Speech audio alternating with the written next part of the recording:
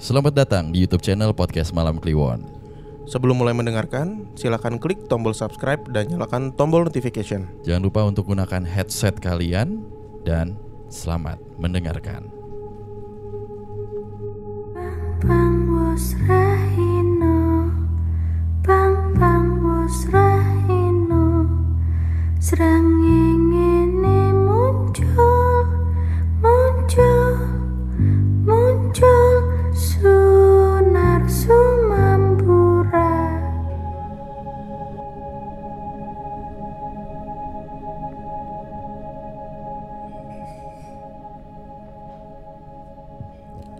Assalamualaikum warahmatullahi wabarakatuh. Shalom. Salam kebajikan. Om Swastiastu. Namo Buddhaya. Kurang smooth tapi gak apa-apa. Gak apa-apa lah. Kita terdistraksi dengan suara-suara di dapur. Iya, suara goib tuh. Gue lagi ngambil pernafasan. Gue sekarang Tapi gak masuk ya? apa? Suaranya gak masuk. Enggak. Suara lu malah gak masuk nih kayaknya. Oh iya benar. Kenapa di gua gak masuk ya? Masa sih? Oh ini baru masuk. Aman kok, aman. Ya. Masa sih? Aman. Oke. Halo YouTube. Halo, selamat malam teman-teman Kliwon di YouTube. Betul. Di seluruh Indonesia. Iya, jumpa lagi sama Bimo sama Danu di Betul. Podcast Malam Kliwon. Oke, ini kita udah banyak terima komen nih dari para teman Kliwon yang Yoi. ternyata haus akan asupan horor. Iya. Pada protes Bim, katanya durasinya terlalu sebentar. Waduh, Padahal kita udah upload tiap hari loh. masih aja. Masih Terus, belum puas. Apa? Nggak ada opening. Oh Lagu iya, nggak ada opening. lagunya ya. Tapi nanti kita mau punya kejutan, ganti lagu. Lagu apa nih? Pokemon. Ntar anak lo gini-gini lah. Di mana Aduh. kamu? Iya, kalau teman-teman lihat tuh di Instagramnya Bimo, anaknya Bimo lucu banget. Pinggulnya lentur banget. Asli. Demi Allah. Tulangnya tuh. Iya, itu bisa melintir. Weh. Lentur Jangan banget. gitu dong. Kalah Rustu. Rustu Rekber. Yoi. Lentur banget kan doi. Iya. Rustu tuh apa kiper ya? Kipernya Turki. 2002 tuh. Yang terkenal dari Turki itu apa ya? Kebab. Oh iya benar, satu. Es krim. Es krim. Oh, tukang es krimnya tuh. Heeh. Yang rese. Iya. Ketiga Hakan Syukur. Oh iya benar. Strikernya. Oke. Seperti biasa Bimo sama Danu bakal kembali bacain cerita-cerita kiriman dari teman Kliwon yang udah masuk ke redaksi kita. Wah, mantep nih. Kita punya redaksi. Jadi Yoi. udah banyak yang ngirim CV juga. Ngelamar. Oke, Ngelamar. cerita pertama ya. Ya, bentar. Langsung aja dulu. Ini gua ada telepon. Bentar. Ini dari DM Instagramnya @belialuhur. Halo kak, selamat malam. Aku mau berbagi cerita nih. Jadi ini kejadian di akhir-akhir tahun 2019. Kejadian ini terjadi di daerah Kukusan Depok, tepatnya di pemancingan Kabeda. Jadi kalau mau ke pemancingan Kabeda, kita tuh harus masuk ke jalan kampung yang menghubungkan antara Depok dengan Jakarta Selatan. Kalau kita mau ke Kabeda dari arah Pemuda, kita harus masuk ke jalan kampung dan akan melewati turunan yang cukup tajam. Di sepanjang jalan Kabeda ini tuh sepi dan gelap kalau malam. Cuma ada penerangan dari lampu bulat taman yang berjejer, jadi nggak terang gitu, cuma kayak remang-remang. Nah, di awal tahun 2019, di turunan Kabeda itu ada kakek-kakek yang meninggal karena terpleset di turunan. Kronologinya, si kakek ini seorang tukang sampah yang setiap pagi nyetorin sampah ke bank sampah yang berada tepat setelah turunan tersebut. Suatu pagi di saat si kakek mau nyetor sampah, tapi biasanya dia kalau melewati turunan tersebut ada yang bantu bawa gerobaknya. Jadi si kakek ini turun sambil nahan gerobak dari depan dan yang bantu nahan dari belakang. Nah, hari itu dia cuma sendiri. Alhasil dia harus melewati turunan tersebut sendirian. Karena jalanan agak licin dan malamnya habis hujan, akhirnya dia terpleset dan jatuh serta tertimpa gerobaknya tersebut.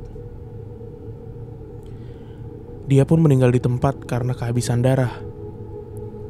Semenjak itu, selama 3 bulan, warga setempat kalau udah di atas jam 9 itu jarang ada yang lewat situ. Paling cuma orang-orang luar lingkungan yang numpang lewat. Tapi setelah 3 bulan sih normal lagi jalannya.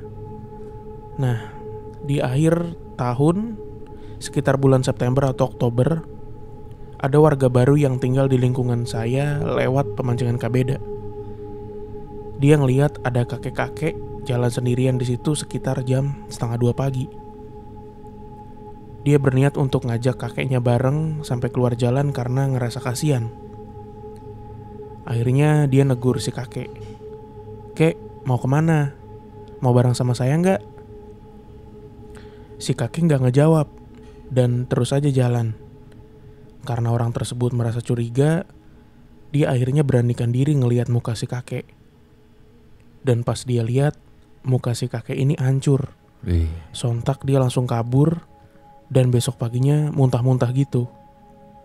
Dan ada beberapa orang yang juga ngalamin, tapi biasanya yang ditampakin itu orang luar atau orang baru. Sekian cerita dari gua. Maaf kalau berbelit-belit. Terima kasih. Belia namanya. Belia Luhur. Belia Luhur, kamu salah cerita. Nih yang punya papeda. Kok papeda? Apa? Papeda makanan ini dong, makanan khas. Mas mana? Ayo. Khas Maluku. Nah, Bener kan? yes. Iya kan, Khas daerah timur. timur. Itu Kabeda Le namanya. Daerah lo kan nih? Daerah gua bener, daerah deket banget sama rumah gua. Berarti bener Le. Lo tadi bilang kan dulu belum ada pemancingan. Nih baru ceritanya, baru tahun kemarin. Iya 2019 ya. Iya. Gue juga baru denger sih cerita ini. Tapi emang kalau di lokasi itu dari dulu itu kan kayak ada jalan akses dari Depok ke Jakarta Selatan ya, ke apa namanya, Cipedak. Jadi itu jalan pintas gitu Bim. Dan emang kondisi jalannya segelap itu kalau malam, dan emang jarang yang lewat karena penerangannya minim. Kanan kirinya tuh, jadi kan si pemancingan Kabeda ini satu komplek gede gitu kan. Nah di sebelah-sebelahnya itu beneran empang-empang orang sama tempat pembuangan sampah.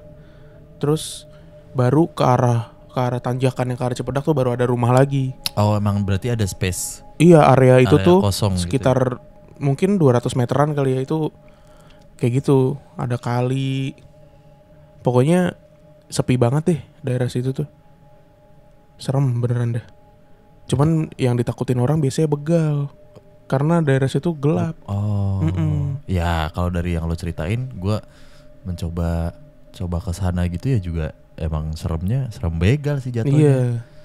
Karena kan emang jalan biasa yang nggak ada cerita apa-apa, kecuali udah dari dulu ketanam di lokasi ini pernah ini gitu. Terus Bekas apa ya kan? Udah ketanam tuh, auranya jadi kebentuk lalalili. Udah. Ini cerita juga gue baru banget denger sih, bahkan yang orang sana ibaratnya. Bukan urban legend berarti ya? Belum sih, kalau dibilang urban legend kan harus dari turun temurun segala macem. Dari tahun 1. Baru setahun kejadiannya. Tapi serem sih, kasihan sih, gue lebih kasihan. Ya nggak sih, lo lagi nyari nafkah sendirian ya kan? Gue kebayang tuh kakek-kakek dorong gerobak. Biasanya kan emang berdua ya. Ada keneknya.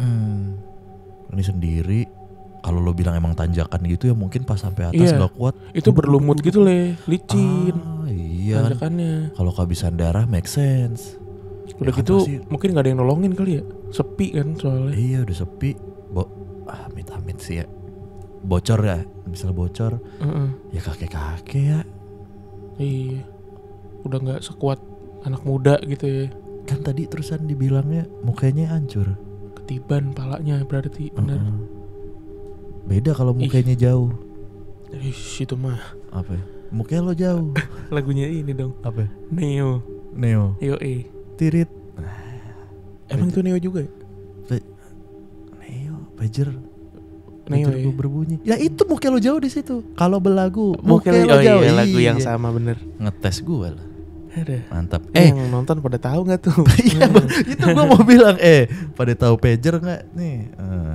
Yellow Pages deh, tahu nggak? Tahu gue. Mm-mm. Dulu nyari telepon penting tuh di situ. Lo cari restoran mana gitu, kagak ada GoFood dulu. Bukan gimana nih, di situ nomor ada. Dan itu buku bisa buat mukulin orang cuy. Hei, Tebel banget. asli Jo.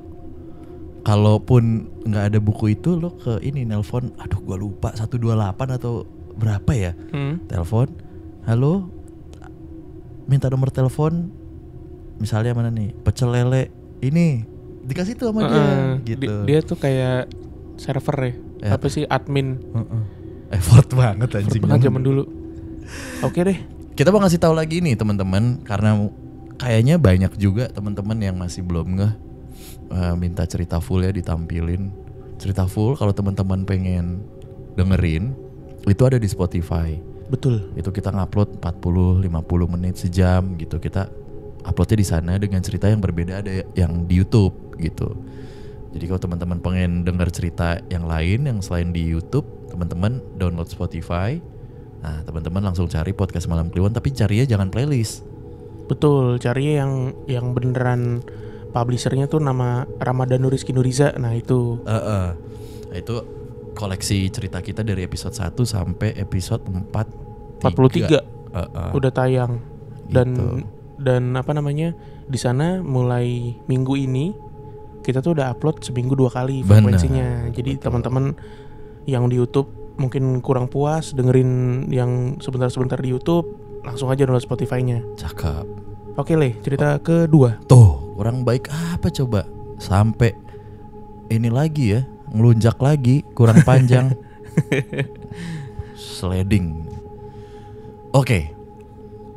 Dari Kukusan kita beralih ke Jombang, Jawa Timur. Waduh, Apa yang terbesit dalam pikiran lo kalau pertama kali dengar kata Jombang? Rian. Wah, Pasti. mantap. Oke.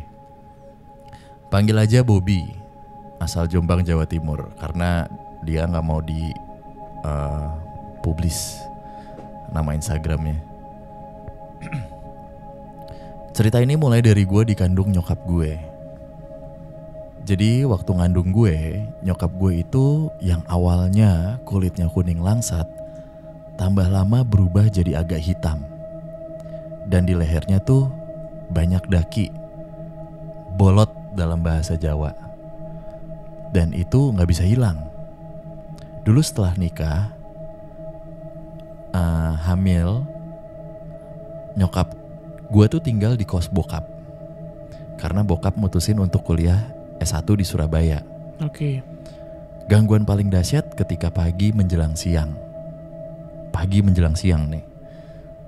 Nyokap gue di kamar, tiba-tiba ada bokap nih ke kamar dengan wajah yang gak biasa menatap perut nyokap. Dari pintu, lama-lama ngedeket ke nyokap gue, dan dipeganglah perut nyokap gue. Karena nyokap merasa gak enak, dia bacalah tuh doa-doa. Akhirnya dari perut nyokap keluar kayak cahaya, dan bokap mental sampai ke deket pintu. Gubrak. Anjing apaan tuh? Iya. Terus. Tiba-tiba bokap hilang deh, entah kemana. Nah, gak lama bokap aslinya nih dengar suara gaduh, terus disamperin. Dan bokap gue ditabokin deh sama nyokap sambil memastikan itu bokap gue yang asli apa bukan. Dan akhirnya nyokap gue cerita tuh semuanya ke bokap gue. Oke, akhirnya gue pun lahir. Tepat Kamis jam 2 malam pada Jumat Kliwon. Waktu itu gue lahir, bokap nyokap tinggal di rumah nenek gue. Setiap malam Jumat Kliwon, gue selalu teriak-teriak gak jelas sambil nunjuk-nunjuk kayak ada hantu yang mau jahat. Kayak kerasukan gitu setiap malam Jumat Kliwon. Dan itu berlangsung sampai gue umur 2-3 tahun. Anjing kesian banget. Dan gue selalu maunya digendong nyokap mulai maghrib sampai pagi jam 7-an tiap Jumat Kliwon. Lama-kelamaan Tapi tubuh nyokap gue akhirnya kembali normal nih. Yang dulunya hitam dan banyak dakinya gitu ya, mulai luntur setelah gue lahir. Dan di rumah nenek gue banyak keluarga yang kelihatan tuh, maksudnya ini diperlihatkan makhluk-makhluk gitu. Jadi pernah om gue kecelakaan dan tulang belakangnya patah, gak bisa ngapa-ngapain. Suatu pagi om gue posisinya terlentang dan ditindih sama makhluk halus. Nah, makhluk halusnya itu nemplok di atas tempat tidurnya dia itu dipan. Jadi bukan di atas tembok. Jadi di dipan gitu loh. Maksudnya kayak ada kelambunya. Iya, ada kayunya gitu deh. Itu hidung setannya hampir nempel sama hidung om gue, saking deketnya tuh hidung katanya. Akhirnya tanpa banyak kata om gue nutup wajahnya dengan selimut sampai ketiduran. Saat dia udah sembuh, di kelambu kamarnya ada sosok putih gitu berdiri, dikira itu nenek gue. Pas kelambunya dibuka ternyata sosoknya hilang. Dan pas sosoknya hilang, tangan om gue dientup tawon hitam besar. Sontak om gue teriak kesakitan gitu. Kakeknya juga sering lihat orang naik tangga di rumahnya, tapi waktu disamperin gak ada apa-apa. Tapi yang gak pernah diganggu cuma gue gitu. Om, tante, nenek, kakek dan keluarga lainnya pernah ditampakin, tapi gue yang gak pernah sampai detik ini di rumah nenek gue itu. Terima kasih, maaf kalau ceritanya kepanjangan. Banyak pertanyaan sih gue sebenarnya. Dari oh ini kendor le. Oh, pantas. Dari cerita siapa tadi, Bobby ya. Pertama dia nggak memberikan penjelasan nih, si sosok yang pertama nyamar jadi bokap ini siapa, terus ngapain gitu, dan sampai hilang tuh mungkin kurang dijabarin ya. Terus kedua, nyokapnya gue nggak tahu sih ini ada penjelasan medisnya atau enggak ya, ketika seseorang habis melahirkan kemudian kulitnya jadi rada gelap gitu. Gue nggak pernah tahu sih. Gue juga nggak tahu deh. Terus apalagi itu dua. Ketiga, teror yang didapatkan sama si keluarganya ini, apakah ada hubungannya dengan kelahirannya dia? Terus kenapa kok bisa kayak gitu loh? Maksud gue faktor-faktor pendukungnya nih apa nih ya? Tiba-tiba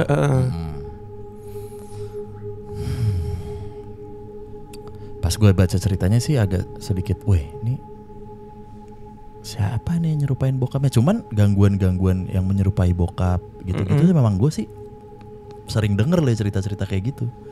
Apalagi orang ketika lagi hamil ya. Iya, benar-benar. Itu doang tuh yang gue tahu. Cuman se-ekstrim sampai baca doa dan mental gubrak gitu. Hilang lagi habis itu. Hilang, baru ini. Iya. Gubrak, aduh ibu. Tapi bapak. Tapi bapaknya beneran. Beneran. Tapi kok bisa mental? Itu kan. Kalau emang orang beneran. Udah gitu bapaknya yang, maaf nih Mas Bobby ya, bukan gimana-gimana. Aduh maaf banget nih, bapaknya dateng tabokin dulu sama ibunya buat mastiin. Laki gua bukan lu gitu. Kalau orang Betawi gitu kali ya. Laki gua bukan lu. Kenapa sih mah? Tapi kan dia bilang berkali-kali. Oh iya. Nggak cuma sekali. Pak. Iya. Oh, kasihan banget suaminya. Pak. Dek hilang. Bapaknya lagi datang. Wah, apa berapa kali ya ada banyak duplikatnya. Banyak duplikatnya. Bapak lu Naruto. Punya Kage Bunshin. Ceritanya banyak nih. Iya. Sampai bapaknya yang ketiga didengkul sama ibunya untuk memastikan. Ada yang digini-giniin dulu. John Cena. Waduh. Oke deh. Gawat. Thank you Mas Bobby ceritanya. Cakep, semoga karirnya melejit sama Superman is Dead, Mas Bobby. Bersama BKR Brothers. Bobby Ciao. Oke. Oke.